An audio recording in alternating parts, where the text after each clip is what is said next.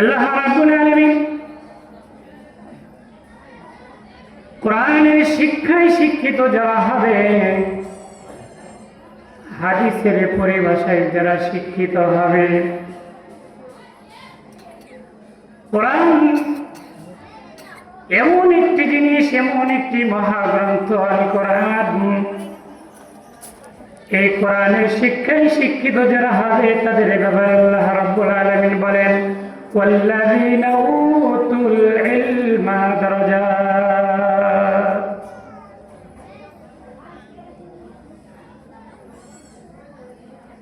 আল্লাহ তাআলা এলেমওয়ালাদেরকে, ওয়াল্লাযীনা উতুল ইলমা, আল্লাহ যাদেরকে ইলম দান করবেন তাদের স্থান, শান, মান, মর্যাদা, সর্বোচ্চ স্থানে আল্লাহ তাআলা তাদেরকে দিয়ে দেন।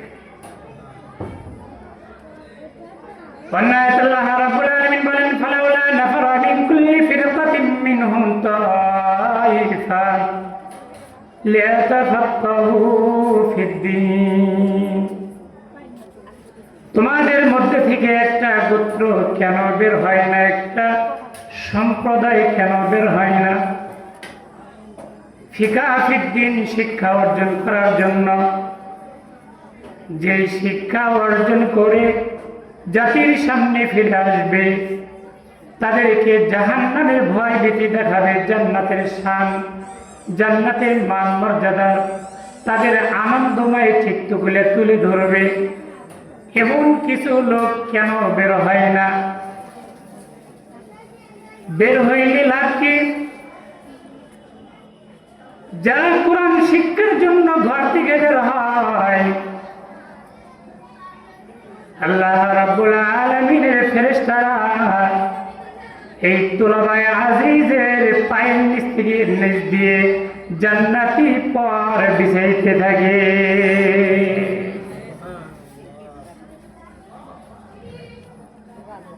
শুধু এতটুকু ক্ষান্ত নয়, এমন একটা সময় আসবে প্রত্যেকটা মানুষ মৃত্যুবরণ করবে। মৃত্যুবরণ করার সঙ্গে সঙ্গে বান্দার সমস্ত আমলের দরজা বন্ধ হয়ে যায়, ইনকাতা।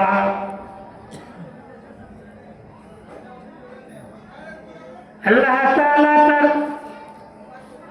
আমলের বিনিময়ে যে পণ্য দিয়ে থাকেন, নেকি দিয়ে থাকেন, আমল যেরকম বন্ধ হয়ে যায়, নেকির সিলসিলা, ব্যক্তিগত আমলের বিনিময়ে যে নেকগুলা হয়, সে নেকির দরজা বন্ধ হয়ে যায়। আল্লাহর নবী সাল্লাল্লাহু আলাইহি ওয়াসাল্লাম বুখারী মুসলিম শরীফের হাদিসে হযরত আবু হুরায়রা বর্ণনা করেন, ইযা মাতাল ইনসান, মানুষ যখন মৃত্যুবরণ করে, ইনকাতাআন, তার আমলের দরজা সম্পূর্ণ বন্ধ হয়ে যায়, ইল্লা মিন সালাসাতিন, কিন্তু তিনটা দরজা তার জন্য উন্মুক্ত থাকে। নিজে একবার সুবহানাল্লাহ বললে, দুনিয়ায় যদি একবার সুবহানাল্লাহ বলে, অথবা একবার আলহামদুলিল্লাহ বলে, অথবা একবার আল্লাহু আকবার বলে, এক একটা তাসবিহের বিনিময়ে আল্লাহ তাআলা ওই বান্দার আমলনামায় জান্নাতে একটা গাছ, চতুর্মুখী গাছ দিয়ে দেয়। গাছটার এরিয়া কেমন হবে? গাছটার এরিয়া এমন, এই চতুর্মুখী গাছের এক সাইডের ছায়া শেষ করতে দ্রুতগামী ঘোড়া দৌড়াইতে থাকবে, 500 থেকে 550 বছর পর্যন্ত দৌড়াবে, এরপরে এক সাইডের ছায়া শেষ করতে পারবে না। আপনার জন্য একটা জান্নাত আল্লাহ দিয়েছে, আমার জন্য আল্লাহ একটা জান্নাত দিয়েছেন। যেরকম জান্নাত আমার জন্য জাহান্নামও কিন্তু আমার জন্য আল্লাহ একটা রাখছে। প্রত্যেকটা মানুষের জন্য একটা জান্নাত আর একটা জাহান্নাম। তবে শর্ত, একই যুগে একই সময়ে দুইটা একত্রিত পাবে এটা সম্ভব নয়। একই ব্যক্তি জান্নাতেও থাকবে জাহান্নামেও থাকবে, সম্ভব নয়। একটা ইনকাম করবে তো অন্যটা মাইনাস হবে। আপনি আমলের বিনিময়ে জান্নাত ইনকাম করেছেন তো জাহান্নাম দরজা বন্ধ হয়ে যাবে, জাহান্নাম আপনার থাকবে না। জাহান্নাম আপনি ইনকাম করেছেন, গুনাহ করে করে আপনি জাহান্নাম ইনকাম করেছেন। ওই যখন জাহান্নাম আপনার জন্য অবধারিত হয়ে যাবে, জান্নাত আপনার জন্য থাকবে না। যেমন একটা মানুষের জন্য জান্নাত আছে, জাহান্নাম আছে। আল্লাহ তাআলা মানব জাতিকে মহাব্বত করে সৃষ্টি করেছেন। কত মাখলুকাত, প্রত্যেকটা মাখলুকাতের মধ্যে নির্বাচিত করে আল্লাহ তাআলা মানব জাতিকে আশরাফুল মাখলুকাত করে সৃষ্টি করলেন। সৃষ্টি করার পর বিবেক দিলেন, বুদ্ধি দিলেন, ভালো মন্দ বোঝার জন্য আল্লাহ তাআলা সব শক্তি দিলেন।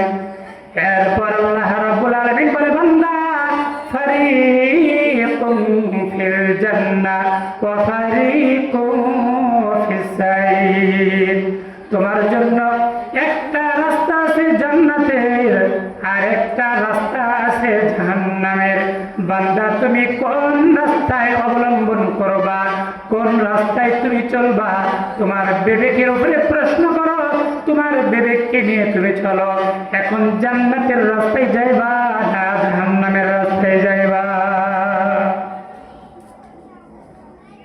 আমরা যারা নামাজ পড়ি আর নামাজ পড়ি না, কোনদিন নামাজ পড়ি নাই, জুমার নামাজ পর্যন্ত পড়ি না, এমন ব্যক্তিকেও যদি বলা হয় ভাই তুমি কোথায় যাইতে চাও মৃত্যুর পর, এমন ব্যক্তি বলবে ভাই আমি জান্নাতে যাইতে চাই। কি বলেন? জান্নাতের আশা ছাড়বে না, কিন্তু আমল নাই। ও দোস্ত বুজুর্গ, দাবির নাম কিন্তু কামিয়াব নয়। কার্যকর করার মাধ্যমে, বাস্তবায়ন করার মাধ্যমে কামিয়াবি অর্জন হবে, অন্যথায় দাবি করে কোনো অর্জন সম্ভব নয়। আলোচনা করতেছিলাম যে অত মানুষ মৃত্যুবরণ করবে, ইলা মাতাল ইনসান, মানুষ যখন মৃত্যুবরণ করবে আমলের দরজা বন্ধ। যখন আমলের দরজা বন্ধ হয়ে গেল, কবরে আমাকে রেখে আসলো। দাফন সম্পন্ন করার পর আত্মীয় স্বজন চলে আসলো। ফেরেশতা এসে তো প্রশ্ন শুরু করবে, মার রব্বুকা ওয়া মান দীনুকা ওয়া মান নাবিয়ুকা। তিনটা প্রশ্ন কবরে হবে।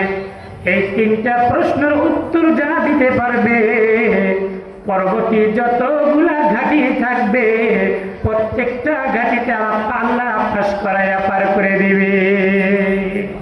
এই প্রথম ঘাটিতেই মারাত্মক। আমল বন্ধ হয়ে গেল, কবরে আমাকে রাখলো। ইল্লা মিন সালাসাতিন, আমল কিন্তু ব্যক্তিগত আমল বন্ধ। ব্যক্তিগত আমল বলতে কি, আমি একবার সুবহানাল্লাহ বললে যেরকম জান্নাতে একটা গাছ হয়, আর আসমান জমিনের ফাঁকা জায়গা ভরপুর করে আল্লাহ তাআলা একবার সুবহানাল্লাহ বললে এই পরিমাণ সওয়াব দিয়ে দেয়। এই যে সুবহানাল্লাহ বললেন, মৃত্যুর পর যদি আপনি 1000 বার সুবহানাল্লাহ বলেন, একটা গাছ হবে না, একটা নেকিও হবে না। হাদিসের মধ্যে আল্লাহর নবী বললেন, ইল্লা মিন সালাসাতিন, তোমার তিনটে যদিও আমল বন্ধ হয়ে যায়, তিনটা রাস্তা খোলা থাকবে। কয়টা রাস্তা ভাই? ইল্লা মিন সাদাকাতিন জারিয়া, সাদকায়ে জারিয়া, এমন সাদকা যে সদকা করলে আল্লাহ তাআলা ওই বান্দা কবরে শুয়ে শুয়ে ঘুমাবে, আর কিয়ামত পর্যন্ত ওই বান্দা কবরে শুয়ে শুয়ে জান্নাত মুআমেলা করবে। এটা আবার কি জিনিস? সদকায়ে জারিয়া কাকে বলে? নেক কাজ। যেরকম আপনি একটা মাদ্রাসা করে দিলেন, আপনি একটা মসজিদ করে দিলেন নামাজের জন্য। মসজিদটা এমন হবে, আপনার এত টাকা নাই, মসজিদ করতে লক্ষ লক্ষ টাকা লাগবে। এই মসজিদের কালেকশনের সময় যদি আপনি একটা ইটের টাকা দিচ্ছেন অথবা 1000 টাকা দিচ্ছেন, এই 1000 টাকার বিনিময়ে ওই মসজিদের বিল্ডিং এ একটা ইটের গাঁথনি দিছে অথবা খোয়া করে সেজদার জায়গা বানায় দিয়েছে। এই মসজিদের মধ্যে মসজিদ যতদিন থাকবে কিয়ামত পর্যন্ত মসজিদ থাকবে, আর এই মসজিদে কিয়ামত পর্যন্ত আনেওয়ালা উম্মত নামাজ পড়তে থাকবে। যতদিন পর্যন্ত এই মসজিদের আমল জারি থাকবে অতদিন পর্যন্ত কবরে শুয়ে শুয়ে সব পাবে। সদকায়ে জারিয়া। আপনি এমপি হয়েছেন, চেয়ারম্যান হয়েছেন, মেম্বার হয়েছেন, আপনি যদি আমলদারি হন, একটা রাস্তা চলাচল করতে পারতেছে না মানুষ, এমন একটা খাল পর্যন্ত এপার থেকে ওপার যাওয়ার কোনো উপায় নাই, মানুষ ভিজে ভিজে যায়, আপনি একটা কালভার্ট দিয়ে দিলেন, একটা ব্রিজ দিয়ে দিলেন, সদকায়ে জারিয়া। এই রাস্তায় যতদিন পর্যন্ত মানুষ চলবে অতদিন পর্যন্ত ওই বান্দার আমল নামায় সওয়াব যাবে। 2 নম্বর, আও ইলমিন ইউতাবাউ বিহি। এমন এলেম, এমন জ্ঞান, শুধু এলেম হলে হবে না, যেই এলেম উপকারে আসে। উপকার ছাড়া এলেম কিন্তু চলবে না। আল্লাহ তাআলা এমন কথা বলে নাই, ও ইঞ্জিনিয়ার, ও ডাক্তার, ও অমুক বিষয় শিক্ষিত ব্যক্তি, তোমরা পৃথিবীর মানচিত্রে তোমরা উত্তম, এমন কথা আল্লাহ বলে নাই। তবে কোরআনের শিক্ষায় শিক্ষিত যেন হবে, আল্লাহ তাআলা তাদের শান মান বর্ণনা করেছেন। নবী আলাইহিস সালাতু ওয়াস সালাম হাদিস শরীফে তার শান বর্ণনা করেছেন, খায়রুকুম মান তাআল্লামাল কুরআনা ওয়া আল্লামা। তোমাদের মধ্যে ওই ব্যক্তি সর্বোপরি ব্যক্তি, সর্বোত্তম ব্যক্তি, যে নিজে কোরআন শিক্ষা করে এবং অপরকে শিক্ষা দেয়। কোরআনের শিক্ষা কোথায় হয় ভাই? মাদ্রাসায়। এই মাদ্রাসায় যারা শিক্ষা গ্রহণ করে এবং যারা শিক্ষা দেয় তাদের ব্যাপারে নবী আলাইহিস সালাতু ওয়াস সালাম ফজিলত বর্ণনা করেন, তোমাদের মধ্যে ওই ব্যক্তি উত্তম যে নিজে কোরআন শিক্ষা করে এবং অপরকে শিক্ষা দেয়। সেই উত্তম ব্যক্তিদের মান আপনাদের এলাকায় প্রতিষ্ঠান কি বলে? আলহামদুলিল্লাহ।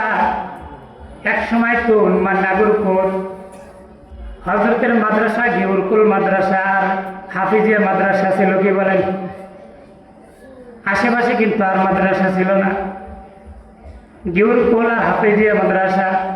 আলহামদুলিল্লাহ সুম্মা আলহামদুলিল্লাহ, নাগরপুরের আনাসে কানাসে মাদ্রাসার অভাব নাই।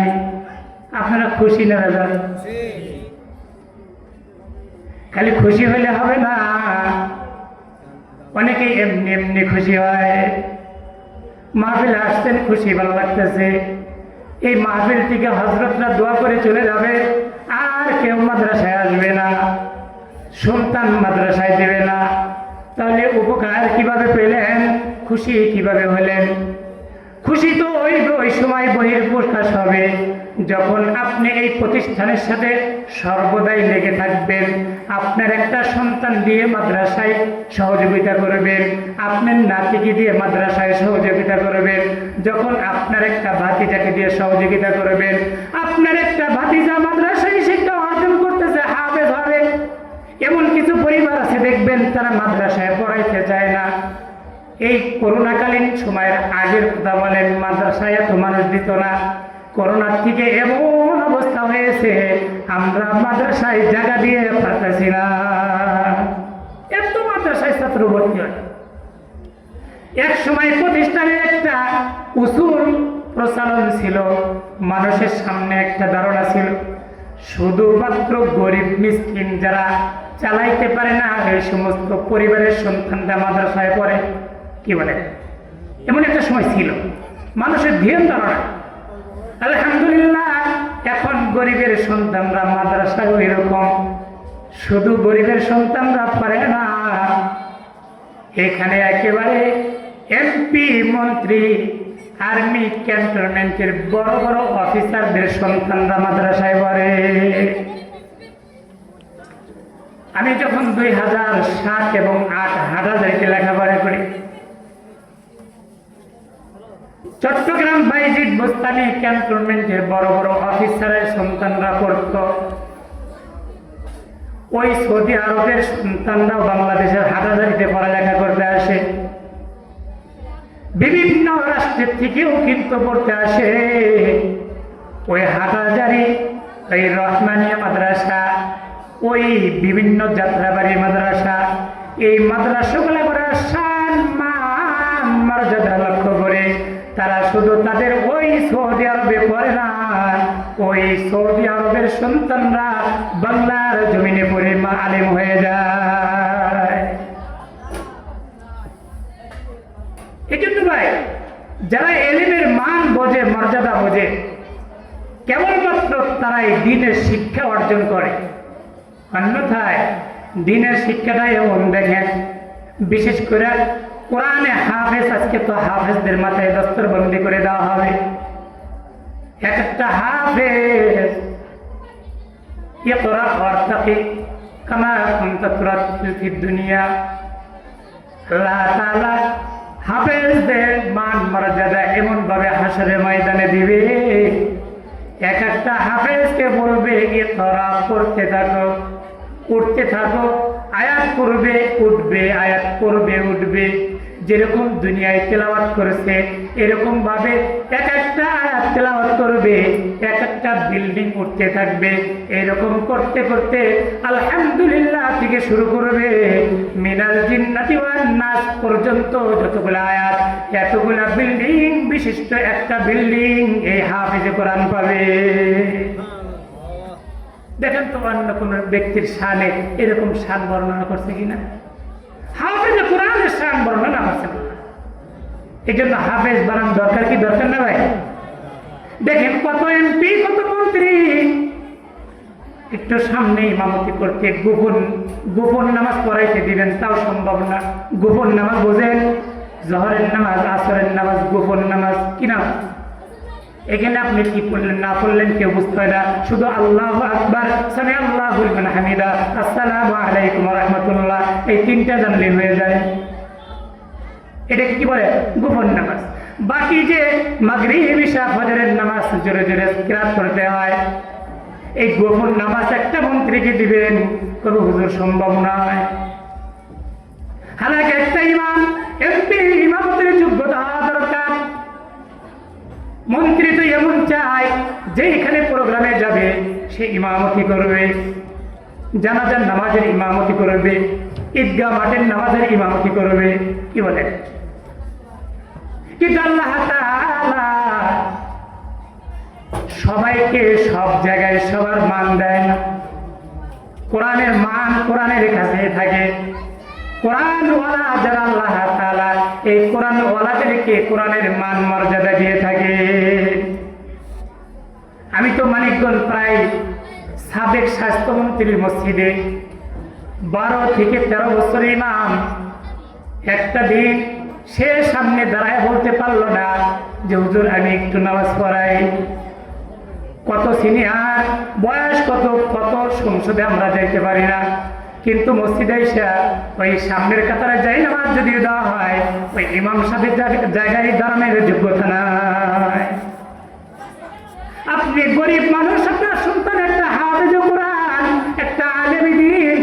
এমপি সাহেবের বাবা মারা যাবে, মা মারা যাবে, বলবে হুজুর আমার বাবার জানাজাটা আপনার পড়ায়া দেন। এমপি সাহেব বড় লোকের বাপের জানাজা আপনি গরিবের সন্তান যখন করবে, আর আপনি যখন দেখবেন ভিতরে মন খারাপ হবে না, একটু ভালো লাগবে? শুধু আপনারই ভালো লাগবে না ফেরেশতাও একটু আহ্বা দিবে? এই জন্য ভাই বুজুর্গ, আমরা কোনো সময় বলি না আপনি ডাক্তার হয়েন না, ইঞ্জিনিয়ার হয়েন না, অমুক হয়েন না। আমাদের বাংলাদেশে যেমন ডাক্তার দরকার, ইঞ্জিনিয়ার দরকার। ইঞ্জিনিয়ার না থাকলে বিল্ডিং ঠিক থাকবে না, কি বলেন? আলেম হওয়া, আলেম হওয়া কিন্তু ফরজ না, কিন্তু যে পরিমাণ নামাজ, রোজা, হজ, যাকাত আদায় করতে যতটুক মাসআলা লাগে, এতটুক মাসআলা জানা কিন্তু প্রত্যেকটা মুসলমানের উপরে ফরজ। আমরা অনেক সাধারণ বাবাজিরা এখানে আছে, যুবক ভাইরা আছে, নামাজ কিন্তু ঠিকই ইমাম সাহেবের প্রশ্ন করে, কিন্তু যদি বলি ভাই ওজুর ফরজ কয়টি জানি না, নামাজের ফরজ কয়টি তাও জানি না, নামাজের ওয়াজিব কতটি জানি না, নামাজের সুন্নত মুআক্কাদা কতটি জানি না, নামাজের ভাঙ্গার কারণ কতটি জানি না। যখন নামাজ ভাঙ্গার কারণ আমি জানবো না, কোন আমলটা আমার ছেড়ে গেল, ওয়াজিব যদি তরক হয়ে যায়, নামাজের মধ্যে সিজদায় সহ্য দিলে নামাজের হক আদায় হয়ে যাবে। একটা ফরজ যে নামাজের বাহিরে ভিতরে 13 ফরজ, এই একটা ফরজের মধ্যে থেকে যদি একটা ফরজের জান্না পরিমাণ যদি ছেড়ে দেয়, যদি বাদ চলে যায়, তাহলে হাজার হাজার বার ওযু করে যদি ওই নামাজ পড়ে, নামাজের ভিতরে ভুল হয়ে গেছে, ফরজ নামাজের মধ্যে ফরজ ভুল হয়ে গেছে, অথবা সুন্নত নামাজের মধ্যে ফরজ মাসালা ভুল হয়ে গেছে, একটা ভুলের কারণে হাজার শুভ সুজদা দিলেও কাজ হবে না, হাজার খুশুর সাথে নামাজ পড়লেও চলবে না। নিয়ত বাদ দিয়ে পুনরায় আবার নিয়ত করে নামাজ কমপ্লিট করতে হবে। এখন আপনি যদি নামাজ বন্ধার কারণ না জানেন, তাহলে এই হকটা আদায় করবেন কিভাবে? এই জন্য দরকার আছে কিনা? এই জন্য নবী আলাইহিস সালাতু ওয়াস সালাম বলেন, তলাবুল ইলমি ফারিদাতুন আলা কুল্লি মুসলিম, প্রত্যেকটা মুসলমান নরের উপরে ইলমে দ্বীন শিক্ষা গ্রহণ করা ফরজ। কতটুকু ফরজ? মুফতি হওয়া সবার জন্য ফরজ না, একটা এলাকায় একটা মুফতি হলে যথেষ্ট ফতোয়ার জন্য। আলেম হোক সমস্যা নাই, কিন্তু প্রত্যেকটা মানুষ, এই যে বাবাজি এখানে আছেন, এই যে বাবাজি আছেন, যুবক ভাইরা আছেন, প্রত্যেকটা শুধু আপনারা মনে করবেন ইক্তেদাইতু বিহাযাল ইমাম, আল্লাহু আকবার, এই ইক্তেদাইতু বিহাযাল ইমাম বলে যদি আপনি দিন কাটায়া দেন, আপনার এই দিন না, সামনে আরো দিন বাকি আছে। আপনারা কি মনে করেন যে আপনি নিয়ত করলেন ইক্তেদাইতু বিহাযাল ইমাম, আর ইমাম সাহেব আপনি নিয়ত করলেন তাই? তা কিন্তু না। দেখবেন আপনারা সব যেরকম চালান, মনে মনে বলেন ইক্তেদাইতু বিহাযাল ইমাম, আমরা যারা ইমাম আমাদেরও একটা নিয়ত আছে, কি বলেন? আছে কি নাই? ও আল্লাহ, একা একা নামাজ পড়লে যার নামাজ হয়, তার নামাজের নিয়ত করলাম আল্লাহু আকবার। মন খারাপ করলেন, বোঝেন না মনে হয় আমার কথাটা? একা একা আপনি সবসময় তো ইমাম সাহেবের সাথে নামাজ পড়বেন না, শুধু ফরজ নামাজ পড়বেন। সুন্নত নামাজ একা পড়তে হয়, ওয়াজিব নামাজ একা পড়তে হয়। এই একা নামাজ যখন সুন্নত পড়বেন, 4 রাকাত বিশিষ্ট সুন্নত নামাজ, একটা সূরা ফাতিহা লাগে, বাকি 4টা অতিরিক্ত সূরা লাগে। 5টা সূরা যদি আপনার না জানা থাকে কি করবেন?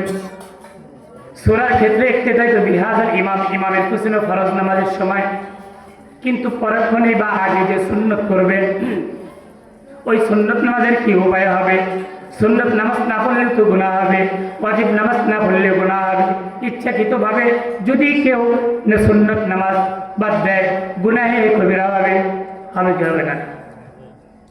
তাহলে এই যে একা একা, এই জন্য আপনারা ইক্তেদাইতু বিহাযাল ইমাম বলেন আল্লাহু আকবার, আর ইমামরাও নিয়ত করে, ও আল্লাহ, আমি ওই সমস্ত মুসল্লিদের নামাজের নিয়ত করলাম, একা একা নামাজ পড়লে যার নামাজ হয়, ওই মুসল্লির নামাজের নিয়ত করলাম আল্লাহু আকবার। এই জন্য ইলমে দ্বীন শিক্ষা গ্রহণ করা দরকার কি দরকার না? এলাকায় কি মসজিদ নাই? আমরা মসজিদে নামাজ পড়ি। এই যে মাদ্রাসা আছে, যারা যুবক কলেজ ভার্সিটিতে লেখাপড়া করেন, এই যে মুরব্বী বাবাজিরা আছে, ইমাম সাহেবকে যদি একটু বলেন ইমাম সাহেব, অথবা মাদ্রাসার বড় হুজুরকে বলেন হুজুর আমরা ইলমে দ্বীন শিক্ষা করতে চাই, নামাজ শিখতে চাই, রোজার মাসালা শিখতে চাই, আমাদেরকে একটা ব্যবস্থা করে দেন। দেখবেন ইমাম সাহেব আপনাকে ইশারের নামাজের সময় দিবে, ও আপনারা তো সারাদিন ব্যবসা বাণিজ্য করেন, চাকরি করেন, কৃষি কাজ করেন, সারাদিন ব্যস্ততার মাঝে যায়, এই ব্যস্ততা সেরে ইশারের নামাজ পড়ে মসজিদে 20 মিনিট বসবেন। এই 20 মিনিট যদি বসেন তাহলে আমি ওই 20 মিনিট প্রত্যেক দিন কোরআন শিক্ষা দিব। তখন আপনাদের শিক্ষা গ্রহণ করা সম্ভব কি সম্ভব না? আমার মসজিদে আমি এমন অবস্থা করেছি, আলহামদুলিল্লাহ, যুবকরা, আমি কোনো সময় ইমামতির দায়িত্ব কাউকে দিয়ে আসি না। ছুটি কে পড়াবে আমি জানি না, তবে কাউকে ভাড়াইতে দেব না। যাদেরকে আমি শিক্ষা দিতেছি এর মধ্যে থেকে একজন ইমামতি করতে হবে। আলহামদুলিল্লাহ তৈরি হয়ে গেছে, সম্ভব। মসজিদের ইমাম সাহেব যার ক্ষুদা লাগে সে দৌড়ায় না, নাকি যার ক্ষুদা নাই সে দৌড়ায়? ভাত আমার কাছে আসে না, ভাতের কাছে আমি যাই। পানি পান করার জন্য আমি টিউবওয়েলের কাছে যাই, নাকি টিউবওয়েল আমার কাছে আসে? কোনটা ভাই? উস্তাদ, ইমাম, শিক্ষক, এরা হচ্ছে টিউবওয়েল, এদের কাছে যাইতে হবে। শুধু গেলেই হবে না, আপনি টিউবওয়েল চাপ দিতেছেন বাম হাত দিয়ে, জগটা ধরছেন মুখ থেকে 1 ফিট দূরে, কিয়ামত পর্যন্ত টিউবওয়েল চাপতে 1 গিলাস পানিও কিন্তু মরবে না, মরবে। এই জন্য টিউবওয়েল যেরকম হাতে চাপ রাখতে হবে, টিউবওয়েলের মুখ এবং আপনার যে পাত্র যেটায় পানি নেবেন ওই পাত্রের মুখ সমান সমান হতে হবে। লা ইলাহা ইল্লাল্লাহ, লা ইলাহা। একটু জোরে জোরে বলেন, মানে আপনি ঘুমান কি না ঘুমান বোঝা যায় না তো, একটু জবান খুলতে হবে। লা ইলাহা ইল্লাল্লাহ, লা ইলাহা। আসমানের মালিক তুমি আল্লাহ, জমিনের মালিক তুমি আল্লাহ, হায়াতের মালিক যেই আল্লাহ, মউতের মালিক সেই আল্লাহ। লা ইলাহা ইল্লাল্লাহ, লা ইলাহা ইল্লাল্লাহ, লা ইলাহা ইল্লাল্লাহ, লা ইলাহা ইল্লাল্লাহ, লা ইলাহা ইল্লাল্লাহ, লা ইলাহা ইল্লাল্লাহ, মুহাম্মাদুর রাসূলুল্লাহ সাল্লাল্লাহু আলাইহি ওয়াসাল্লাম। হাদিসের অর্থ করতেছিলাম কি? 2টা গেছে, কয়টা? 1 নম্বর গেছে কি সদকায়ে জারিয়া, 2য় নাম্বার এমন এলেম যে এলেম উপকারে আসে। আপনি হাফেজ হইলেন অথবা আপনি নুরানিতে পড়ে কারি হলেন, যে এলেমটা পাইলেন ওই এলেম আপনি যতটুকু শিক্ষা গ্রহণ করেছেন আপনি অপরকে যখন দিবেন, বাল্লিগু আন্নি ওয়ালাউ আয়া, যতটুকু আপনার কাছে আসছে অতটুকু যখন অন্যের কাছে পৌঁছাইবেন। এরকম করতে করতে করতে করতে যখন আপনার হায়াতের ইতি টানবে, আল্লাহ তাআলা আপনি একজন হাফেজ বানাইয়া মৃত্যুবরণ করলেন, এই হাফেজ আরো 10টা হাফেজ বানাইলো, ওই 10 জন হাফেজ আরো 100 জনকে হাফেজ বানাইলো, ওই 100 জন ব্যক্তি আরো 1000কে হাফেজ বানাইলো। এরকম করতে করতে হাজার হাজার লক্ষ লক্ষ হাফেজে কোরআন হবে। এই হাফেজে কোরআন যত কোরআন তেলাওয়াত করবে, আয়াত তেলাওয়াত করবে, কবরে শুয়ে সে তার ফজিলত পাইতে থাকবে। 3 নাম্বার আওয়ালাদিন সালেহ, এমন নেক সন্তান আলেম বানাইছে, হাফেজ বানাইছে, মুফতি বানাইছে, মৃত্যুবরণ করছে, নিজের সন্তান জানাজায় দাঁড়ায় গেছে। আল্লাহু আকবার। নিজের সন্তান কি বাবার জানাজায় দাঁড়িয়ে গেছে। এমন সন্তান কবরে রাখার পর সূরা ইয়াসিন পড়ে তেলাওয়াত করে দোয়া করতে পারে, রব্বির হামহুমা কামা রাব্বায়ানি সগীরা বলে দোয়া করতে পারে, সূরা কাফিরুন পড়ে দোয়া করতে পারে, সূরা ইখলাস পড়ে দোয়া করতে পারে। এরকম যখন আল্লাহ তাআলা একজন বাবা তার নেক সন্তান এরকম দুনিয়ায় রেখে যাবে, এই সন্তান দুনিয়ায় যতদিন থাকবে, যতদিন বাবার জন্য দোয়া করবে, ততদিন আল্লাহ তাআলা এই সন্তানের দোয়া বাবা মার জন্য কবুল করবে। এই জন্য তাহলে এই তিনটে বুঝতে আমাদের থাকার দরকার আছে কি নাই ভাই? থাকার দরকার থাকলে কি করতে হবে? এখন তো আমার বয়স হয়ে গেছে, আলেম হাফেজ হয়, এখন অনুকূলে নয়, তাই নয়? এখন আমার সন্তানকে দিব, আমার নাতিকে দিব, আমার ভাতিজাকে দিব, আমার বাগনাকে দিব।